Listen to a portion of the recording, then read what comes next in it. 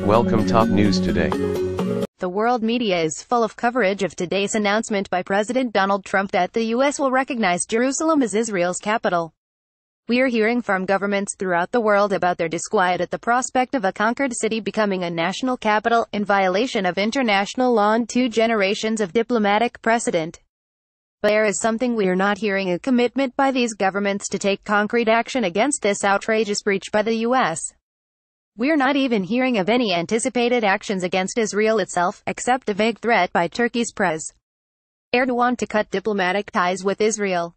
We've heard from France and even Saudi Arabia, which has conducted a covert scorched earth campaign to force Mahmoud Abbas to accept the Trump peace plan. The Saudi foreign minister has dutifully returned to old talking points, in which his country expresses solidarity for the suffering of its Palestinian brothers. No, sisters, this is Saudi Arabia, after all. Germany's foreign minister took the unprecedented step of warning Trump and Netanyahu of the limits of his country's solidarity if they choose to take a dive off the deep end. Germany, ever cognizant of its role as birthplace of Nazism, which destroyed European Jewry and caused the deaths of tens of millions during World War II, almost never says that there is a limit to how far they will go in supporting Israel. Or the U.S. So these words are powerful and striking, but ultimately, what do they mean? If Trump were any normal president, he would realize that these are ominous words from Germany. But Trump isn't an ordinary president. He's a leader who is megalomaniacal and pathological. He is a narcissist oblivious to anything and anyone but himself. To oppose such sociopathology requires not just strong language, but strong action.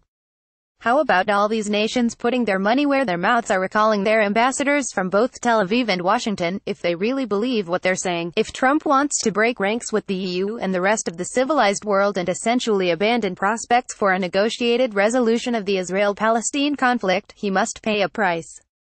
Like all bullies, if there is no price, he will continue with his brutal ways and do far worse in future. If you tell him no in no uncertain terms, it will stop him dead in his tracks. Will the world stand up for its convictions? I wouldn't bet on it. If Muslims in their tens of thousands heed Hamas' call for the Friday worship becoming a day of rage, and the protest spreads beyond Jerusalem throughout the Muslim world, then there could be such a groundswell.